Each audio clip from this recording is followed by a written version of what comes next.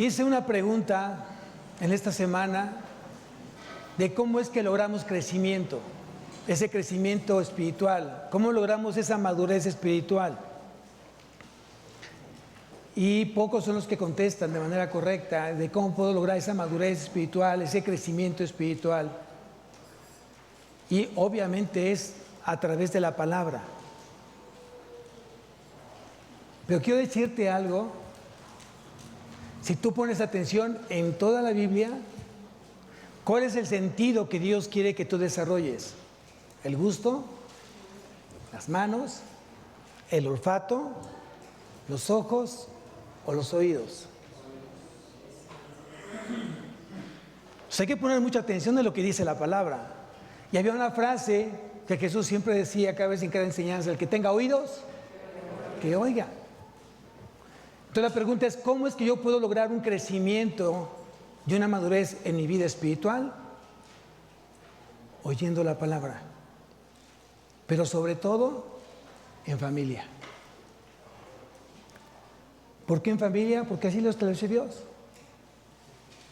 Seguramente cuando fue la pandemia, tú estudiabas la Biblia, compartías la Biblia en tu casa, pero no había crecimiento.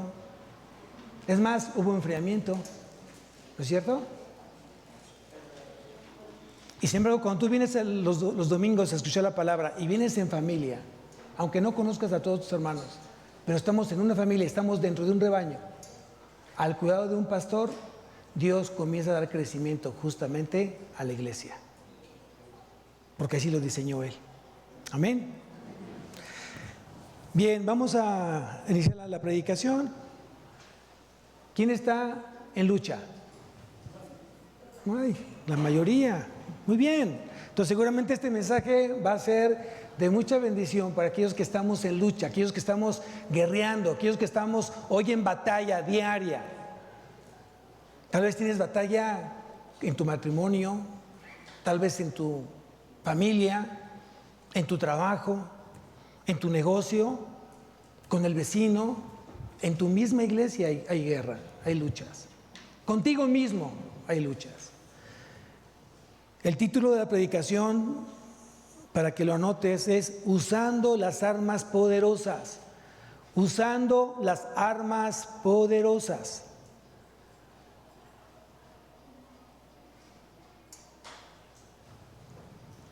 Hoy realmente estamos en gran lucha y en gran batalla. Y quiero que me acompañes a Romanos capítulo 13.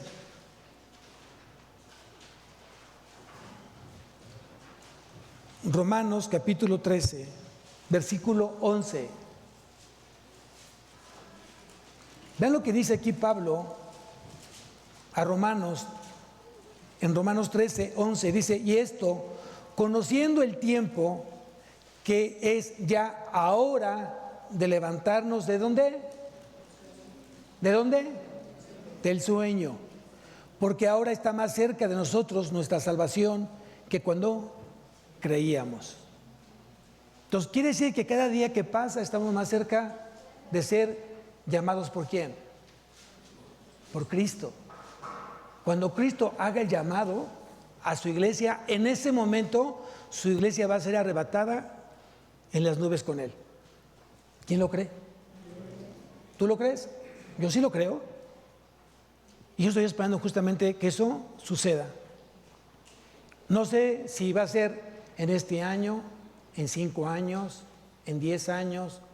A lo mejor ya no estoy aquí, pero me voy a morir con la esperanza de que voy a escuchar la voz de Cristo para ser arrebatado en las nubes con Él. Y dice aquí Pablo, dice: y esto, conociendo el tiempo. ¿Cuál tiempo? El que Cristo está muy cerca, ¿no? Que es ya la hora, o ya hora de levantarnos del sueño. Entonces quiere decir que la iglesia no puede estar ya ¿qué? Dormida. Ya no puede estar dormido. Tienes que estar ahora atento y tienes que estar alerta, porque los tiempos están cada día más cerca y los tiempos que estamos viviendo son altamente peligrosos. Y sigo leyendo, dice: porque ahora está más cerca de nosotros nuestra salvación que cuando creíamos. Yo creo que el tiempo se ha cortado. Desde que se escribió esta epístola a nuestros días, el tiempo se ha cortado. ¿Quién lo cree? Esta epístola se escribió más o menos entre el año 50, 60 después de Cristo. ¿En qué año estamos? En 2025. Entonces quiere decir entonces que ya se cortó el tiempo, que está muy próximo a que Cristo pueda venir por su iglesia. Pero en este andar y en este esperar a Cristo, estamos librando una gran batalla, una gran lucha. Tenemos guerras por donde sea.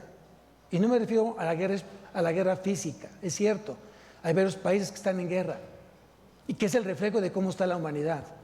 Odio, rencor, sed de poder, sed de dinero. Pero si dejas a un lado eso, también hay una guerra que se está librando justamente en el reino de Dios, en el reino espiritual. Aquí lo interesante es qué es lo que Dios dice en su palabra y qué es lo que realmente hoy tengo que aprender de ella. Dice Dios, lo dice así: mi pueblo fue destruido porque le faltó conocimiento. Mi pueblo fue destruido porque le faltó conocimientos. ¿Quieres anotar la cita? No la busques, solamente anótala. Oseas, capítulo 4, versículo 6. ¿Por qué fue destruido el pueblo de Dios? Porque le faltó ¿qué? Conocimiento. Voy a leer otra cita del profeta Isaías. Dice: el buey conoce al dueño o a su dueño, el asno el pesebre de su señor. Israel no entiende, mi pueblo no tiene conocimiento. ¿Quién lo dijo? Dios. ¿A quién se lo dijo? A su pueblo. Se lo dijo a Israel y hoy se lo dice ¿a quién? A la iglesia. ¿Qué quiere decir? Que estamos andando a ciegas. Estamos caminando a ciegas. Yo creo que si estás tú librando una batalla, una lucha contigo mismo, la pregunta es: ¿qué armas estás usando? ¿Qué armas te están garantizando justamente la victoria, el triunfo?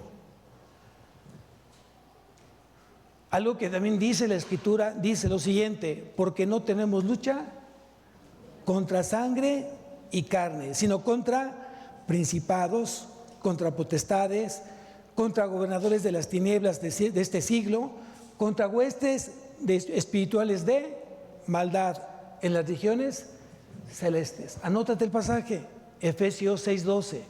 Solamente anota el pasaje, ya después lo irás subrayando en tu tiempo en casita, ¿sí? Efesios 6:12. Entonces no tenemos lucha contra sangre ni carne, ni con carne ni sangre. ¿Qué quiere decir? Que no tenemos lucha los unos con los otros. Pero si tú te pones a pensar y a meditar, ¿con quién tienes problemas? Generalmente, ¿con quién tienes problemas? ¿Con tu esposo? ¿Con tu esposa? ¿Con tus hijos? ¿Con tu jefe? ¿Sí? Se están despedazando, se están lastimando, se están hiriendo, se están humillando los unos con los otros. Porque no han aprendido este pasaje. La lucha no es cuerpo a cuerpo, la lucha es espiritual. ¿Contra quién? Contra el reino de las tinieblas. El problema no es tu esposo, el problema es que no tiene a Dios. Pastor, tiene mucho tiempo mi esposo caminando con el Señor. Sí, pero no es salvo. Una persona que ya tiene salvación en su vida es nueva criatura.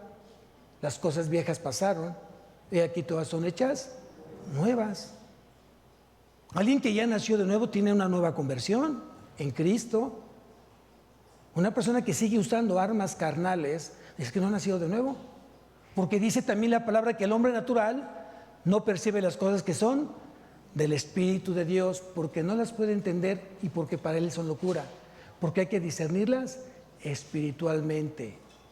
1 Corintios 2:14, ahí lo dice. Yo pregunté quién estaba en lucha y la mayor parte de la iglesia levantó su mano. Esto quiere decir que estamos en guerra todos. Pero tenemos que definir o tenemos que darnos cuenta que la lucha no es física, la lucha es espiritual. Entonces, si la lucha es espiritual, ¿qué necesitamos? Armas espirituales, amados, no armas físicas, no armas carnales. Si la lucha es espiritual, necesitamos entonces armas espirituales. Y la pregunta que yo te haría, justamente, ¿contra quién y qué tipo de armas? Entonces ya aprendiste que no es con el que vives o con la que vives, no son con tus hijos, no es con tu jefe. Tu problema que tienes el día de hoy es espiritual, hasta contigo mismo. Estás luchando con tus propios demonios, contra tus propios pecados, contra eso estás luchando. Si tú me acompañas a la primera carta de Pedro,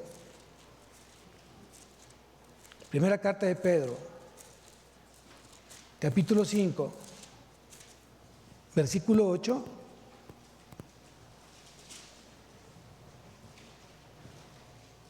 Primera carta de Pedro, capítulo 5, versículo 8, dice lo siguiente: sed sobrios y velad. Sed sobrios y velad. Lo contrario a sobrio, ¿qué es? ¿Qué es? Embriagado, borracho. ¿Sí? Un borracho o un embriagado está controlado ¿por quién? Por el alcohol. Y aquí te está diciendo que tienes que ser sobrio, que tus sentidos espirituales estén completamente despiertos, atentos. Sed sobrios y velad, no te duermas, no estés durmiendo. No sea que el enemigo esté lastimando a tu familia, a tus hijos, tu matrimonio y no te estés dando cuenta, porque estás completamente dormido y estás dejando que el enemigo entre a lastimar justamente lo que Dios ya te entregó. Sigo leyendo. Porque vuestro adversario el diablo, como león rugiente, anda alrededor buscando ¿a quién? Devorar. ¿Qué odia el diablo? ¿Qué odia Satanás? ¿Sabes a quién odia? A Dios. Y todo lo que represente a Dios. ¿Qué quiere decir entonces? Que si tú eres un seguidor de Dios, el diablo te odia. El diablo quiere matar, robar y destruir tu vida, tu matrimonio y tu relación con Dios. Esto tienes que aprender. ¿Cómo logro ser victorioso? Dice aquí, versículo 9, el cual resistid firmes en la fe, sabiendo que los mismos padecimientos se van cumpliendo en vuestros hermanos en todo el mundo. Entonces quiere decir que todo cristiano que está en todo el mundo está padeciendo justamente por seguir a Cristo y tiene sus luchas y tiene sus batallas. Entonces, para que tú no te sientas como solo o como aislado, no, todos estamos sufriendo de una u otra manera una batalla, estamos librando una lucha en nuestra vida, en nuestro matrimonio, en nuestra familia, en nuestra iglesia. Luego entonces, ¿qué está haciendo el enemigo? Si yo me voy a la segunda carta a los Corintios, capítulo 4, segunda carta a los Corintios, capítulo 4, versículo 4, dice lo siguiente: en los cuales el Dios de este siglo, de esta dispensación, de este tiempo, cegó el entendimiento de los incrédulos. ¿Qué cegó? ¿Qué cegó? El entendimiento ¿de quién? De los incrédulos. Hay mucha gente que viene los domingos, hay gente que lee la Biblia, hay gente que ora sin fe. Sigue siendo incrédulo. Y aquí dice que el peligro es que el Dios de este siglo está cegando el entendimiento de los incrédulos para que no les resplandezca la luz del Evangelio, de la gloria de Cristo, el cual es la imagen de Dios. Es lo que está haciendo justamente Satanás el día de hoy, cegando el entendimiento de los incrédulos. Regresamos nuevamente a Romanos capítulo 13, versículo 12. Romanos 13, 12. Dice, la noche está avanzada y se acerca el día. Desechemos pues las obras de las tinieblas, y vistámonos las armas de la luz. ¿Qué tiene que salir de tu vida? ¿Qué tienes que ponerte? ¿Qué tienes que usar? Las armas de la luz o las armas de luz, las armas poderosas. Hay otra parte en la carta de los Efesios donde dice, vestíos de toda armadura de Dios para que podáis estar firmes contra las acechanzas del diablo. Efesios capítulo 6, versículo 11. Ahí lo dice. ¿A qué quiero llegar con esto? Al principio de la predicación fue, mi pueblo fue destruido porque le faltó ¿qué? ¿Qué necesitas? ¿Qué necesitamos? Conocer. ¿A quién? A Dios. ¿A través de qué? De la palabra, amados. La palabra tiene que ser vida en tu vida. Tienes que hacer que la Biblia se haga vida en tu vida. ¿La necesitas? ¿Por qué? Porque si no estás caminando de manera ciega. Y es muy fácil entonces que el enemigo esté lastimando, destruyendo, matando y robando lo que Dios ya te dio. Pregunta, ¿qué somos, luz o somos tinieblas? Entonces, si somos luz, versículo 13 dice, andemos como de día. Primeramente, honestamente. Tienes que ser honesto. Y yo te invito que esta mañana seas honesto delante de Dios. ¿De qué está lleno tu corazón? ¿De qué estés alimentando tu corazón? ¿De qué está lleno tu corazón? Porque dice también la palabra que de la abundancia del corazón son tus acciones, son tus palabras. Si te estás pasando criticando, juzgando, señalando el pecado, es que realmente hay amargura en tu vida y está lleno de amargura, de resentimiento. Si te la estás pasando en tiempo, tiempos libres, tiempos de ocio, y no estás cerca de Dios, tú estás viviendo una vida de pecado, una vida de tinieblas. Tienes que ser honesto con Dios. Si has dejado de venir a la iglesia, si hoy no estás creciendo en la intimidad con el Señor, si tu ministerio no está creciendo, lo tienes olvidado, la pregunta es, ¿qué está en tu corazón? Y lo hemos dicho muchas veces, Dios no puede ser opcional, su palabra no puede ser opcional en mi vida como cristiano. Si yo comienzo a bajar el nivel de intimidad con Cristo, es porque estoy en pecado. No hay otra manera. La gente que estamos cerca del Señor queremos estar hablando del Señor, sirviendo al Señor, buscando al Señor en todo tiempo. La gente que no está cerca del Señor se está dando el gusto a sí mismo en sus delitos y pecados.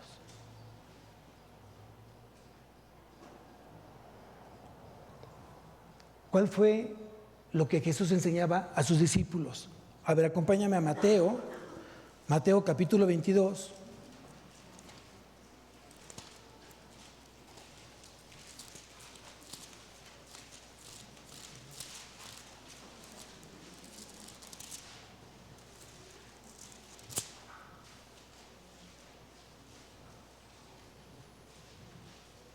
¿Qué fue la enseñanza de Jesús? Mateo 22, versículo 29. Dice, entonces respondió Jesús, les dijo, erráis, ignorando las Escrituras y el poder de Dios. ¿Por qué mucha gente está hoy justamente fría? ¿O por qué está tibia? Porque está pasando esto en su vida. Está errando y está ignorando las Escrituras y el poder de Dios en su vida. dicho justamente por Jesús. Yo pregunté al inicio si estábamos en guerra, en lucha, y la mayoría dijo, sí estamos en lucha. Sí, estoy librando una batalla, pastor. Tal vez personal, tal vez en mi casa, tal vez en la iglesia, tal vez en mi trabajo. Estoy librando una lucha. Y ya aprendimos que si la lucha es espiritual, tienes que usar armas, ¿qué? Espirituales. Aquí quiero que me acompañes. Aquí empieza justamente el cómo lograr llevar a mi vida la victoria en todo. ¿Por qué? Porque yo fui colocado en un lugar de victoria. En la primera carta a los Corintios, capítulo 15, seguramente lo tienes subrayado, pero ya se te olvidó. Y tienes que recordar, irte las promesas que Dios ya dio en tu vida para que tú realmente vivas una vida de victoria y no de fracaso. Vea lo que dice aquí, primera carta a los Corintios, capítulo 15, versículo 58. 57 y 58 dice así: mas gracias sean dadas a Dios que nos da la victoria por medio de ¿quién? ¿Por medio de quién? ¿Dónde está Cristo? Me van a decir, Cristo está sentado a la derecha del Padre. Y es cierto porque lo dicen las Escrituras. Pero recuerda que la divinidad o la Trinidad no se pueden separar. No se pueden dividir. Siempre están juntas. Dios Padre, Dios Hijo y Dios Espíritu Santo son un solo Dios. Entonces la pregunta es, ¿dónde está Cristo? ¿Dónde está Dios? ¿Dónde está el Espíritu Santo? ¿Dónde mora? ¿Dónde habita? ¿Cuál es su casa? ¿Cuál es su morada? Si no entendemos esto, estamos en un grave problema. Nos está dando una zarandeada del diablo por no conocer justamente las Escrituras.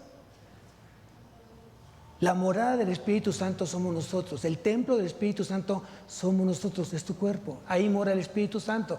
Y si el Espíritu Santo mora en nosotros, ¿quién más está con nosotros? El Padre. ¿Y quién más? El Hijo. Y aquí dice Pablo, en el versículo 57, mas gracias sean dadas a Dios que nos da la victoria. Ve lo que dice el versículo. No te va a dar en un tiempo futuro la victoria. No dice, ya te dio la victoria. Tú tienes hoy la victoria. Porque Cristo está en tu vida hoy, mañana y por la eternidad. Quiere decir que la victoria está en ti, a través de Cristo.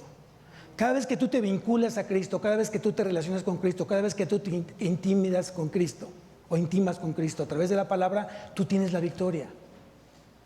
Deja a Cristo a un lado, quita a Cristo de la fórmula y va a estar pensando en ti, de cómo lograr satisfacer tus propios deseos carnales.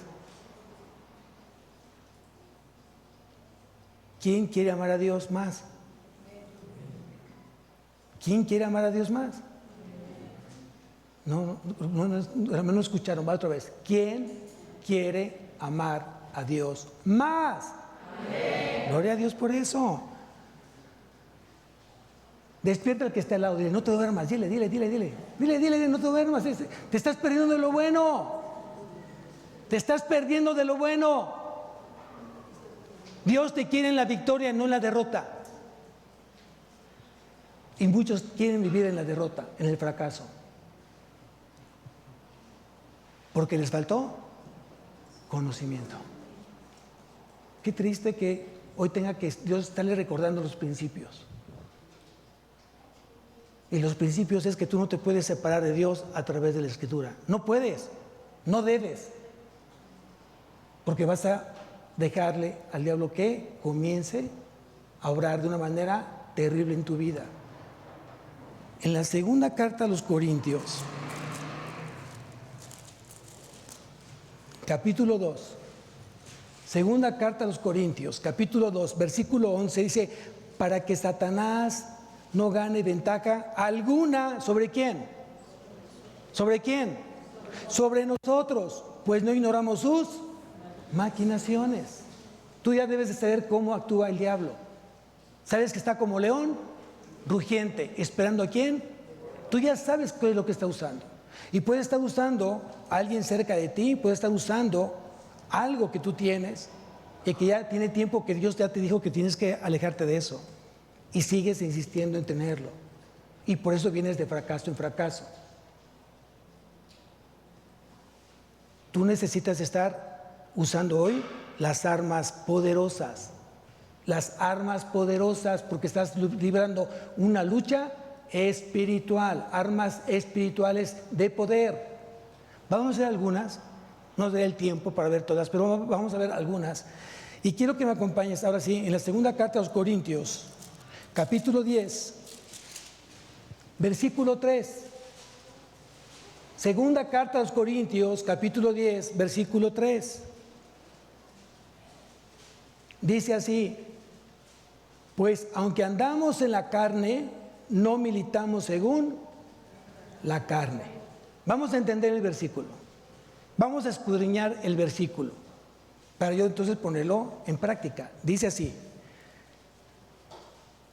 pues aunque andamos en este cuerpo,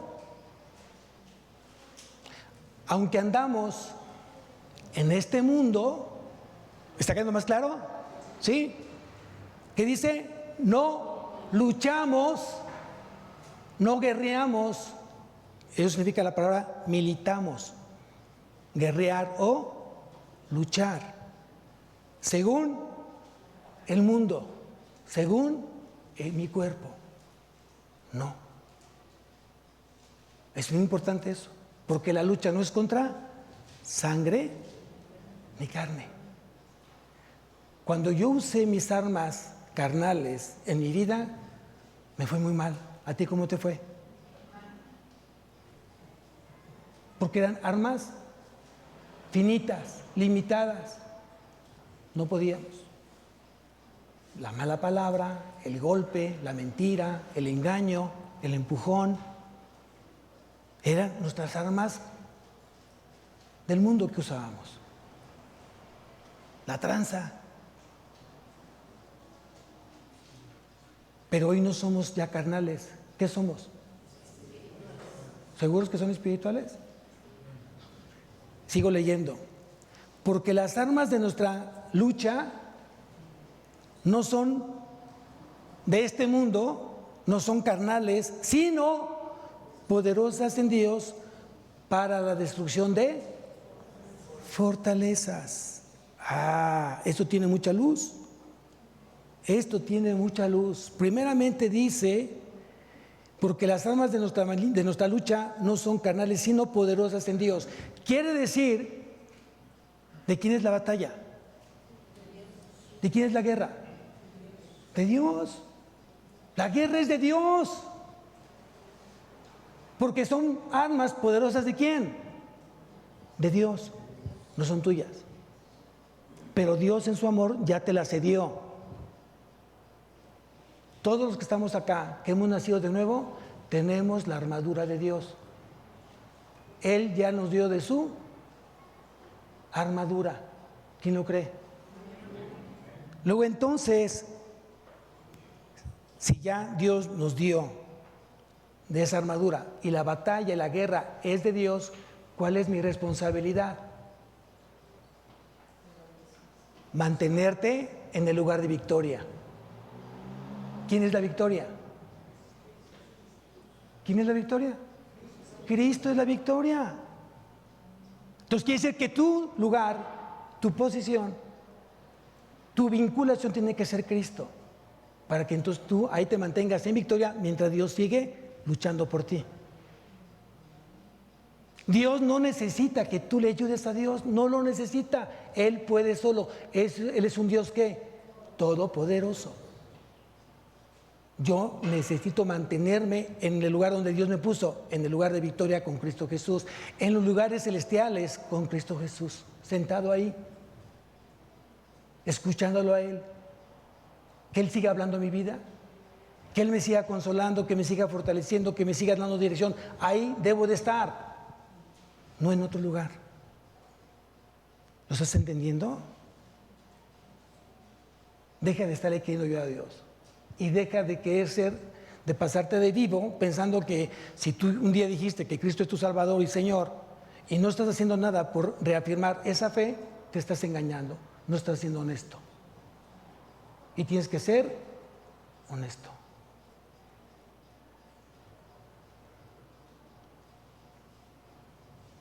Aquí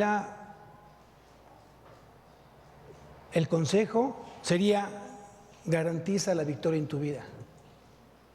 Garantiza la victoria en tu iglesia. Garantiza la vida en tu trabajo. Tienes que garantizar la victoria, no en ti, sino en Cristo. Es la única manera, es la única forma. Si tú me acompañas a Efesios, capítulo 6,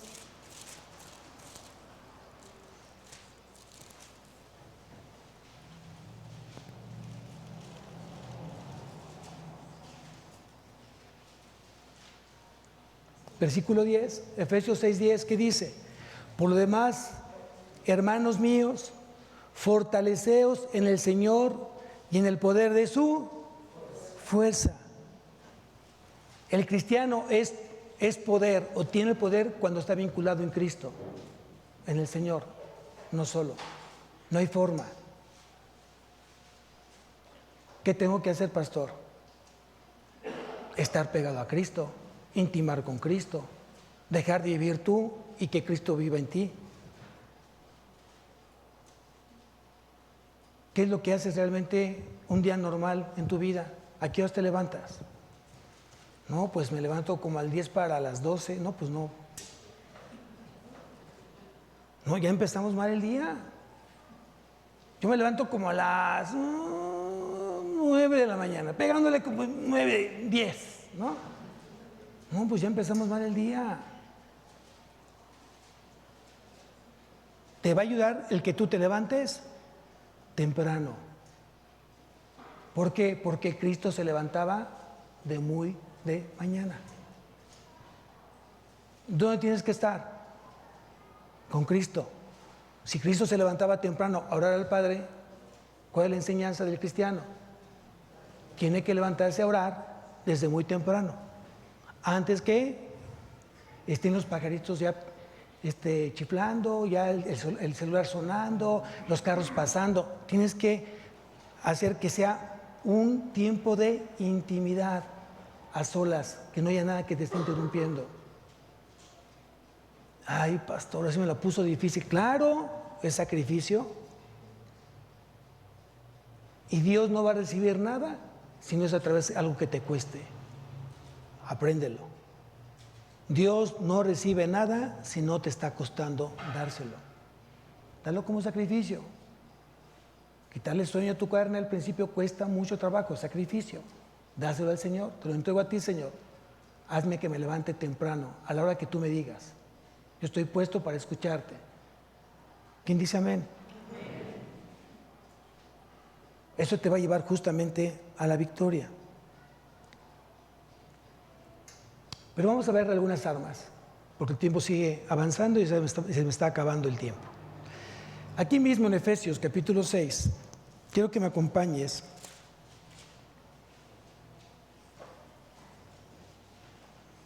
al versículo 17, 6:17. Dice así: y tomad el yelmo de la salvación y la espada del Espíritu, que es la palabra de Dios. Aquí tenemos dos armas poderosas. Primeramente, la salvación. Algo muy importante: yo tengo que estar seguro de mi salvación. Yo no tengo que hacer nada para obtener mi salvación, simplemente es creer en Cristo Jesús y Él me va a llevar a entrar a su reino. Amén. La salvación es por gracia, por medio de la fe. Esto no de vosotros, porque es un don de Dios. Efesios capítulo 2, versículo 8, ahí lo dice. Entonces tengo que asegurarme que realmente haya salvación en mi vida, que realmente sea una persona salva. ¿Dónde tiene que estar la salvación? A ver, vamos a ver qué dice el versículo. Dice, tomad el yelmo de la salvación. ¿Qué era un yelmo? Un yelmo era el casco de un soldado romano. Ese es el yelmo, un casco. ¿Y el casco qué cubre? Cubre la cabeza, muy bien. Luego entonces, ¿qué es lo que tiene que estar cubriendo mi cabeza, mi mente? Mis pensamientos, ¿qué? El ser salvo. Miren, otra vez que dice Pablo, ocupaos de vuestra salvación con temor y temblor. Filipenses capítulo 2, versículo 12. Anota el versículo. Filipenses 2:12. Ocupaos de vuestra salvación con temor y temblor. Entonces quiere decir que la salvación tiene 3 etapas: justificación, santificación, glorificación. ¿En qué etapa nos encontramos? Tiempo pasado, justificación. Tiempo presente, santificación. Tiempo futuro, glorificación. ¿En qué etapa estamos? Estamos siendo santificados. Pastor, ¿qué significa ser santificado? Mira, fácil. Apártate para Dios. Estamos en el tiempo de apartarnos para y apartarnos del pecado, del mundo. Y te aseguro que si tú vives apartado para Dios, te va a ir muy bien. Pastor, ¿usted cree que tenga fuerzas y poder para hacerlo yo? ¡No! Por eso tienes el Espíritu Santo que te va a ayudar. Él es tu ayudador, Él es tu consolador. Él es el que te suministra las fuerzas. Él es el que pone el querer como el hacer. Entonces simplemente es obedecer, amados. Algo tan sencillo en nuestras vidas, obediencia. ¿Verdad que es lo más sencillo? ¿Es lo más fácil? ¿Verdad que sí? ¿No? No te preocupes. Tú no vas a ser obediente por tus fuerzas. Vas a ser obediente si te mantienes justamente en el lugar de victoria con Cristo. El trabajo lo tiene Dios. Solamente créele a Dios. Cada vez que tú quieras hacer algo que no está bien a los ojos de Dios, simplemente no lo hagas, porque tienes que ser obediente. Amén. Entonces ya aprendimos que tengo que estar saturada mi mente de la salvación, de todas aquellas cosas buenas que tiene Dios para mi vida. Inunda tus pensamientos de la salvación. La paz, el gozo, la misericordia, el perdón, todo aquello que te permita justamente complacer a Dios.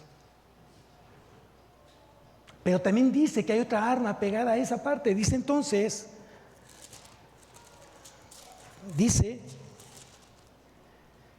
y la espada del Espíritu, que es la palabra de Dios. Segunda arma poderosa.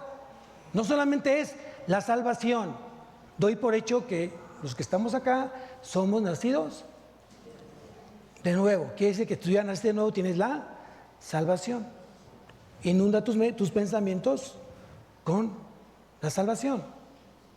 Apártate para Dios. Haz aquellas cosas que a Dios le complazcan. Como esposo, como padre, como hermano, como hijo, como estudiante, como empleado, como gerente, como dueño de una empresa. Satura tu mente justamente de cómo complacer a Dios. Amén. La palabra de Dios. Y aquí dice que es como una espada. La palabra es viva y eficaz. Vamos a ello. Vamos a Hebreos, por favor.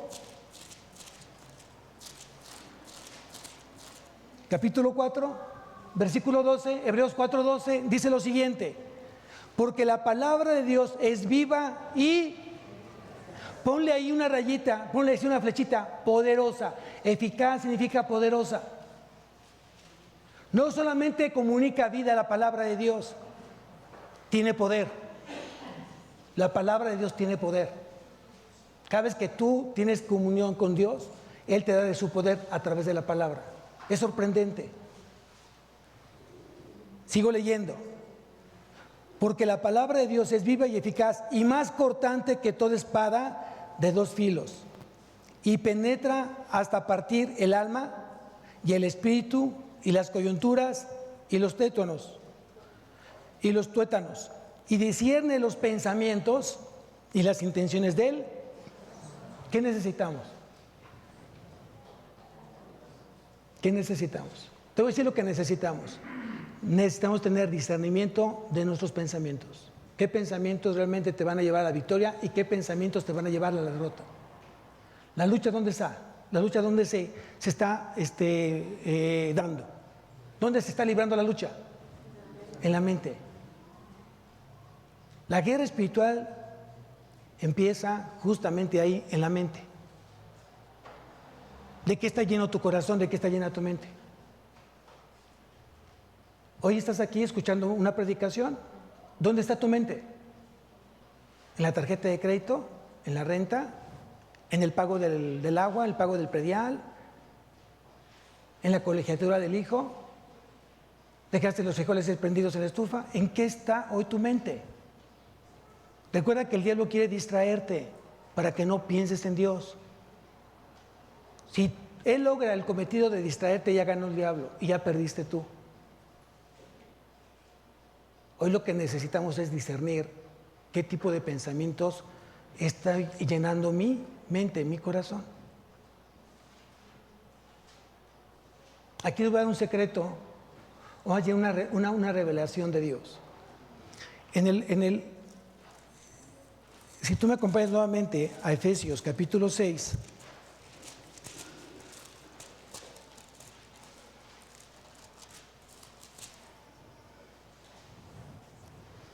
ve lo que dice el versículo 16.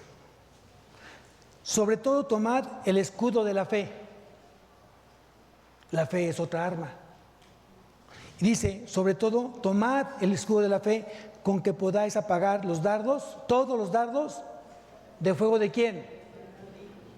Esos dardos de fuego, anótalo ahí, ponlo ahí una marquita, son los pensamientos, los malos pensamientos. Esos son los dardos de fuego. Luego entonces quiere decir que hay dos fuentes de malos pensamientos, la externa y la interna. La externa es Satanás y todos sus demonios y la interna es mi concupiscencia. Concupiscencia significa un corazón apartado para el mal. Mi corazón está produciendo malos pensamientos, mi concupiscencia. A lo mejor hay alguien que batalla con el alcohol, con el juego, otros batallan con la pornografía, otros batallan con las malas palabras, otros batallan con el adulterio, otros batallan con la fornicación. O sea, todos hoy están siendo atacados por las concupiscencias que están dentro de ellos. Pero también el diablo se encarga de lanzarte dardos de fuego, malos pensamientos. Y mucha gente, muchos creyentes caen en derrota, en fracaso, porque están pensando en lo que están pensando. Y ahí están pensando en esto, ay, pasó esto, lo otro. Y atrás de un mal pensamiento, ¿cuántos vienen atrás? Y mucha gente no sabe cómo lidiar con los malos pensamientos. Luego entonces gana el diablo porque esos malos pensamientos te llevan a la depresión, te llevan a la ansiedad, te llevan a la angustia, te llevan casi a pensar en matarte. Y muchas veces lo logran. Pastor, ¿cuál es entonces el antídoto? ¿Cuál es la medicina? Cada vez que tú tienes un mal pensamiento, le tienes que pedir a Dios que lo quite. Así. Cada vez que venga un mal pensamiento a tu mente, dile, y mal pensamiento, dile, Señor, quítamelo. Es fe. Es el escudo de la fe. Con que puedes apagar los dardos. Si no tienes fe, ¿cómo explicártelo? ¿No? Vas a estar batallando y por eso no sales de tu ansiedad y por eso no sales de tu depresión, de tu tristeza, de tus miedos, tus temores. Por eso. Pues ya tienes justamente la otra arma, que es la fe. ¿Cómo la puedes usar? Cada vez que me da un mal pensamiento, pedirle a Dios que me los quite y te los quita. De verdad, yo te desafío, te los quita. No puedo mentir, no debo mentir. Cada vez que viene un mal pensamiento al pastor, le digo a Dios, quítamelo, Señor, y lo quita así. Es sorprendente. Y eso me da tranquilidad y me lleva a una vida de paz, tranquila. Entonces la palabra, que es el otro arma que estamos viendo, es muy importante. Vean lo que dice en el Evangelio de Juan, capítulo 3, versículo 34. Juan 3, 34.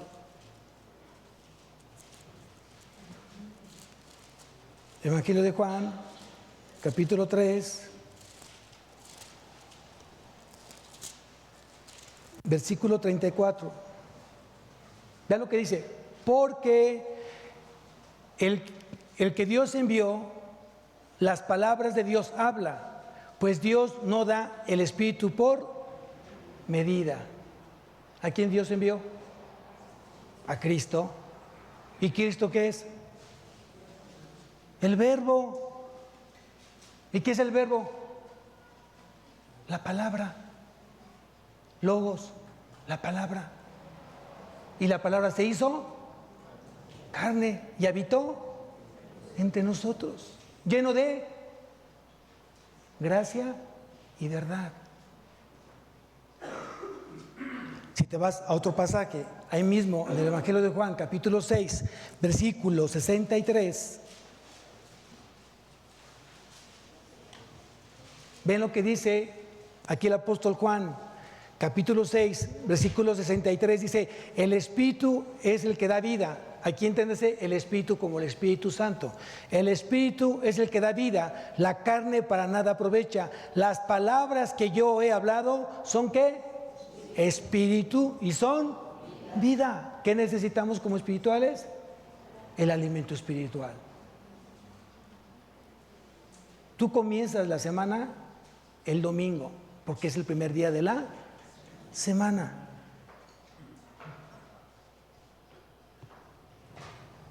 Ahora aquí la pregunta obligada es, y voy a tomar un poquito más de minutos, yo sé que ya tienen hambre, pero pues ni modo. Solo basta con hablar la palabra, leer la palabra. Cuando Cristo fue tentado en el desierto por Satanás, por el diablo, ¿qué hizo Cristo? Citó la palabra. Citó la palabra. Escrito está. Escrito está. Escrito está. ¿Basta con citar el pasaje? ¿Basta con citar el versículo? A ver, vamos a ver lo que dice la palabra. Hechos. Vamos a Hechos, capítulo 19.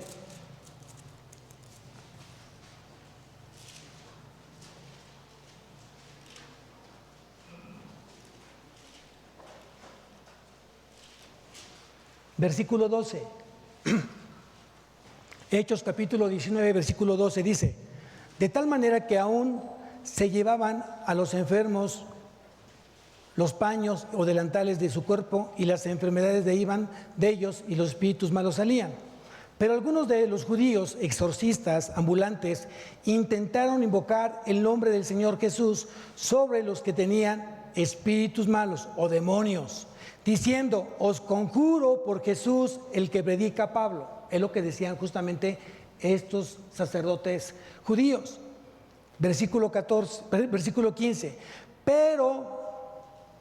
Del 14, había 7 hijos de un tal Eseba, judío, jefe de los sacerdotes, que hacían esto. Pero respondió el espíritu malo, dijo: a Jesús conozco y sé quién es Pablo, pero vosotros, ¿quiénes sois? ¿Basta con citar la palabra? El diablo, el demonio, conocía justamente a estos sacerdotes exorcistas. Y por eso le preguntó: yo sé quién es Jesús, yo sé quién es Pablo, ¿pero tú quién eres? ¿Un mentiroso? ¿Un hipócrita? Que pensando que por citar la palabra de Dios, ¿tú crees que este demonio se va a ir de ti? Yo me río. Mucha gente está batallando con demonios o con espíritus malos en su vida, justamente ¿por qué? Porque no viven la palabra. Conocen la palabra, citan la palabra, pero no la viven. Y Dios lo que está demandando es un conocimiento vivencial, no tan solo intelectual. Está bien que te prepares, está bien que estudies, pero también dice el Señor: vive la palabra. ¿Qué respalda a Dios? ¿Qué respalda a Dios? ¿Dios respalda al cristiano? ¿Dios respalda al cristiano? No, Dios no respalda al cristiano. Dios respalda su palabra, siempre y cuando el cristiano la viva y la obedezca. ¿Estamos aprendiendo? Eso anótalo, es importante. Porque no porque he dicho que me digas, soy cristiano, te va a preguntar el demonio, ¿y tú quién eres? Yo sé que sabes Biblia, pero también sé que no la vives. Y tienes orando mucho tiempo para que yo salga de tu vida, para que salga de la vida de tu familia, de tus hijos. Yo me carcajeo, dice el diablo. Porque mientras tú no te hagas una persona fiel a Dios, yo no tengo temor de ti. Y mucha gente está sufriendo justamente eso en sus vidas. Y sigues batallando, esta lucha la has prolongado más de lo debido. Hay luchas que no tienen que durar tanto tiempo si eres obediente a la palabra de Dios. Eso apréndelo. Israel estuvo 40 años sufriendo calamidades por ser incrédulo, necio, rebelde y desobediente. 40 años, amados. ¿Cuál fue el precio? ¿Cuál fue el costo? Que no llegaron a la tierra prometida. ¿Cuánto tiempo tienes en lucha? Y es la misma lucha que ya deberías haber terminado con victoria, no con derrota.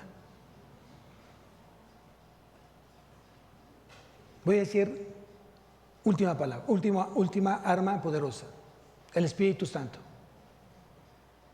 ¿Quién tiene el Espíritu Santo? Es un arma poderosa. A ver, vamos a ver. Quien tiene el Espíritu Santo tiene que ir aparejado con su vida el testimonio. Y esa es otra arma. Si tú me acompañas aquí mismo en Hechos, en el capítulo 1, Hechos capítulo 1,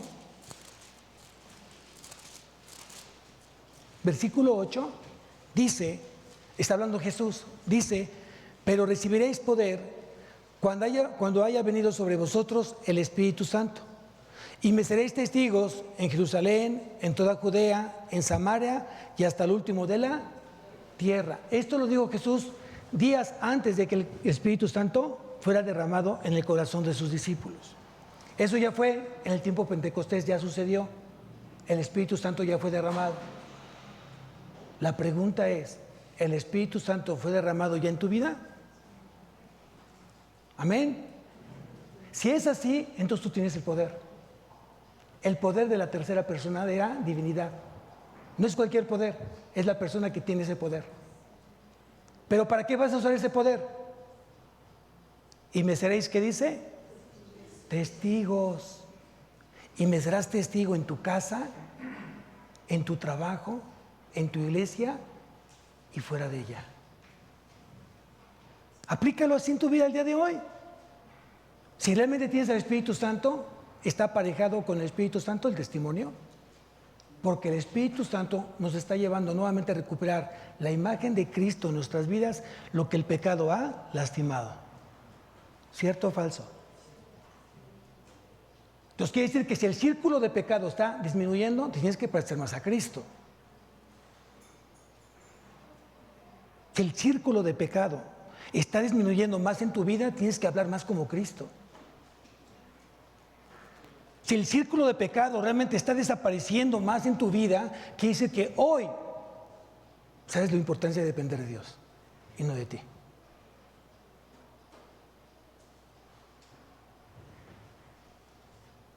Jesús habló muy claro respecto al Espíritu Santo.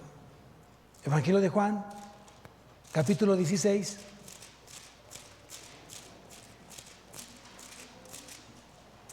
Evangelio de Juan, capítulo 16, versículo 13.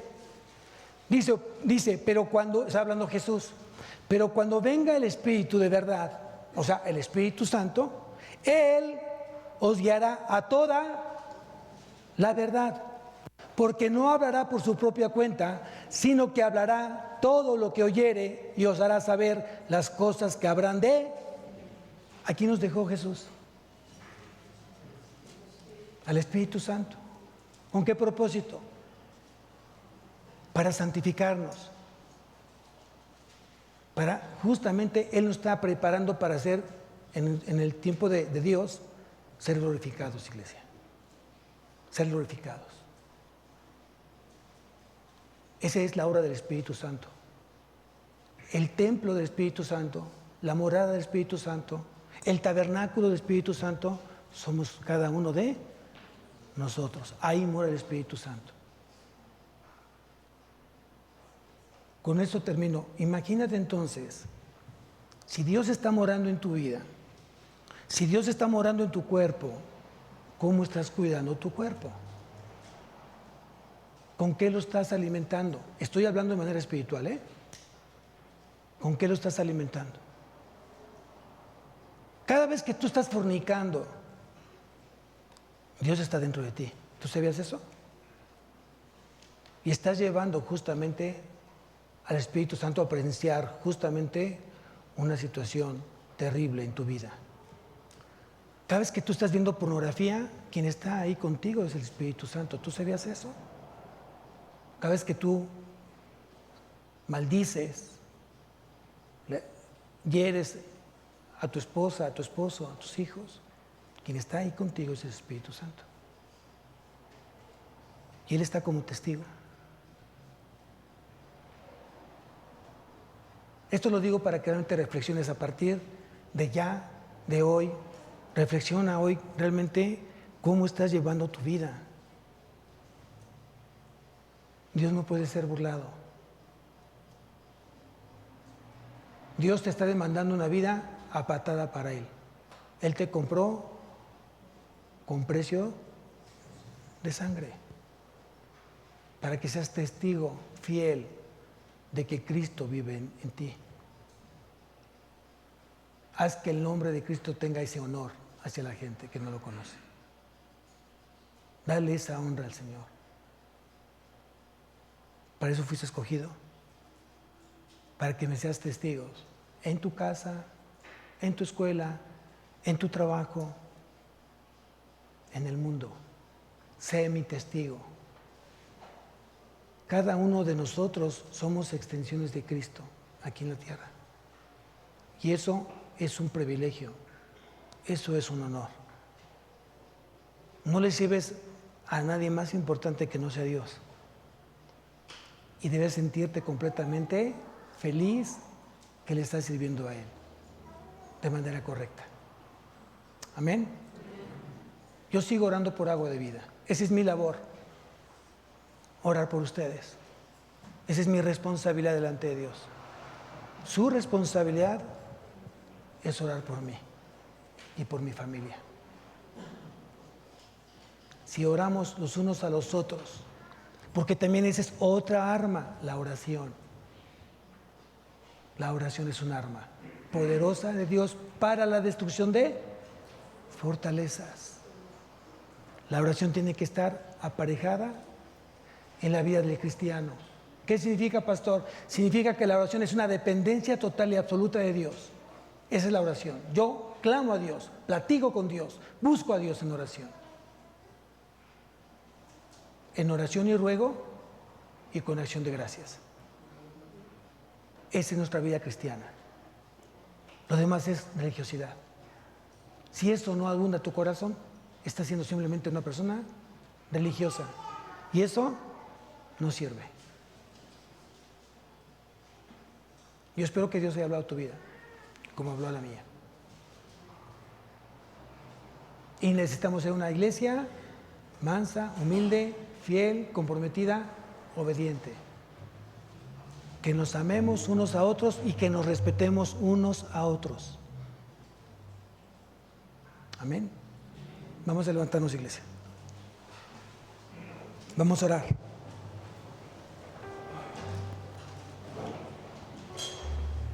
Cierra tus ojos. Si Dios habló a tu vida, es el tiempo para que tú te pongas a cuentas con Él. Si tú has fallado como instrumento de Él, si tú has fallado en no estar usando sus armas, si te has dejado llevar justamente por situaciones de la carne, es el momento para que tú te arrepientas y le pidas perdón a Dios. Este mensaje tiene que llevarte justamente al arrepentimiento, a que hagas las cosas bien delante de los ojos de Dios. Dios te está dando la oportunidad para que tú en vida lo hagas. Asegúrate que tienes la salvación en tu vida y que si tú mueres el día de hoy, sabes que tienes un lugar que te está esperando, que Cristo ya hizo para ti.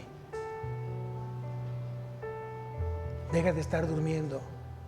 No es el tiempo de estar despiertos. Velad y orad para que no entremos en tentación.